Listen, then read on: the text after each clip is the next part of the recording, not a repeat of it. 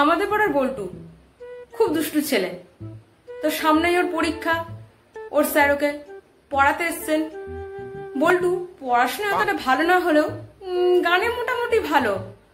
প্রায় ঘন্টা 2 পড়ানোর পর এবার স্যার উঠবেন। তো স্যার বল্টুকে বললেন যে বল্টু একটা গান শোনাও দেখি। তো বল্টু যথারীতি স্যারকে গান শোনালেন। গান শোনানোর পর হঠাৎ করে ভীষণ চেঁচামেচি বকাবকির আওয়াজ শুনে বল্টুর মা ভেতরে ঘর থেকে ছুটে এসে স্যারকে জিজ্ঞাসা করলেন যে স্যার কি হয়েছে, এত চেঁচামেচি কেন, বকাবকি করছেন কেন বল্টুকে, বল্টুকে কিছু করেছে? তখন বল্টুকে জিজ্ঞাসা করলো যদি কি এমন করেছিস যে স্যার তোকে এত বকলেন। তখন বল্টুর মাকে বললো যে মা, পড়াশোনা শেষ হয়ে যাওয়ার পর স্যার আমাকে একটা গান শোনাতে বলেছিলেন, তো আমি গান শোনালাম।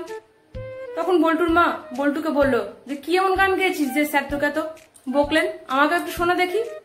তখন বল্টুর মাকে গান শোনালো যে আমাকে আমার মতো পড়তে দাও, আমি পড়াকে নিজের মতো কমিয়ে নিয়েছি, যেটা পড়িনি সেটা না পড়াই থাক, সব পড়তে কষ্ট ভীষণ, এই পড়ার টেবিল ছাড়খাড়, তবু পড়তে বসেছি 2 বার, আমি পড়তে চাই না যে আর কোনো নতুন রকমের চ্যাপ্টার, তাই চেষ্টা করছি বারবার না পড়ে পাশ করার।